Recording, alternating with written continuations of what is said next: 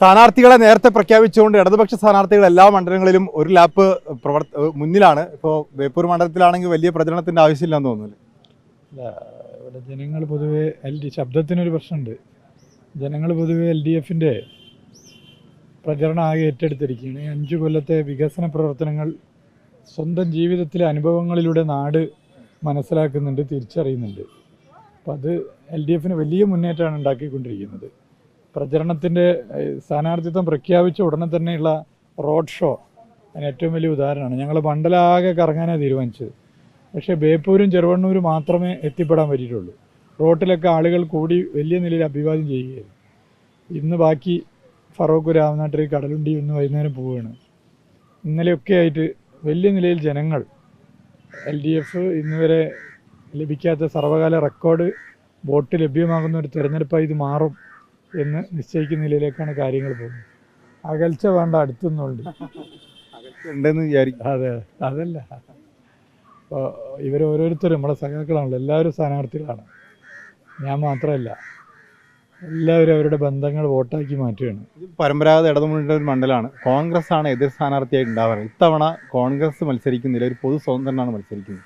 എങ്ങനെയായിരിക്കും ആ മത്സരം ഉണ്ടാവുക? അല്ല, UDFിൻ്റെ സ്ഥാനാർത്ഥിയെ തീരുമാനിച്ചിട്ടില്ല ഇതുവരെയും. UDFിൻ്റെ സ്ഥാനാർത്ഥി ആരെന്ന് തീരുമാനിച്ചിട്ടില്ല എന്ന് ഉത്തരവാദിത്തപ്പെട്ടവർ തന്നെ പറഞ്ഞിട്ടുണ്ട്. ആര് സ്ഥാനാർത്ഥിയായാലും LDFിനെ സംബന്ധിച്ചിടത്തോളം 2021 കൂടുതൽ വോട്ട് വലിയ നിലയിൽ ലഭിച്ച് ഒരു വലിയ വിജയമുണ്ടാകും. ഇവിടെ നമ്മൾ എടുത്തു കഴിഞ്ഞാൽ കോൺഗ്രസ് അല്ലെങ്കിൽ മുസ്ലിം ലീഗാണ് ഇവിടെ UDF സ്ഥാനാർത്ഥികളായി വരാറുള്ളത്. ഓരോ കാലം എടുത്തു കഴിഞ്ഞാൽ കാണാം. അതല്ലാതെ വന്നത് 1991 കോലീബി സ്ഥാനാർത്ഥി വന്നു.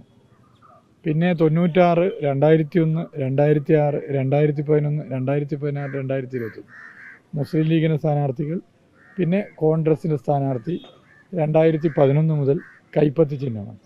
അപ്പോൾ ഏണി ചിഹ്നത്തിലോ കൈപ്പത്തി ചിഹ്നത്തിലോ ആണ് ഇവിടെ പൊതുവെ UDF സ്ഥാനാർത്ഥികൾ വരാറ്. അതാര് വേണമെന്നുള്ളത് UDF ആണ് തീരുമാനിക്കേണ്ടത്. പക്ഷേ ഇത്തവണ ഞങ്ങളെ സംബന്ധിച്ചിടത്തോളം ഈ 2-3 ദിവസത്തെ അനുഭവം കൂടി വെച്ച് പറയുകയാണ്, ഞങ്ങൾ പ്രതീക്ഷിക്കാത്ത ചില വോട്ട് കൂടി ഞങ്ങൾക്ക് ലഭിക്കും.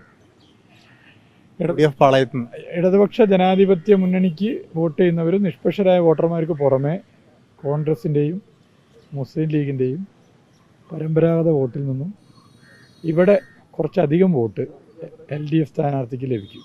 കൈപ്പത്തിയോ ഏണിയോ ഇല്ലാത്തതുകൊണ്ട് ഒരു ഇളക്കം തട്ടുന്നുള്ളതാണോ, അല്ലെങ്കിൽ അതിൻ്റെ മറ്റ് വശത്തിലേക്ക് ഞാൻ പോകുന്നില്ല.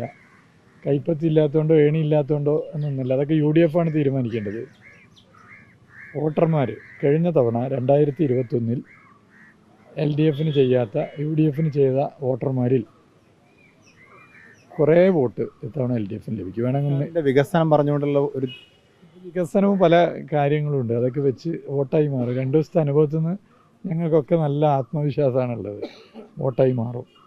എല്ലാവിധ ആശംസകളും. ഓക്കെ, തീർച്ചയായിട്ടും വലിയ പ്രചരണത്തിലാണ് ഇപ്പോൾ ഇവിടെ പാൽക്കമ്പനി, നടുവട്ടത്തെ പാൽക്കമ്പനിയിലാണ് മന്ത്രിയുടെ പ്രചരണം നടന്നുകൊണ്ടിരിക്കുന്നത്. വീഡിയോ ജേർണലിസ്റ്റ് ഷബീർ വടക്കേങ്ങർക്കും VS രഞ്ജിത്ത്, റിപ്പോർട്ടറുണ്ട്.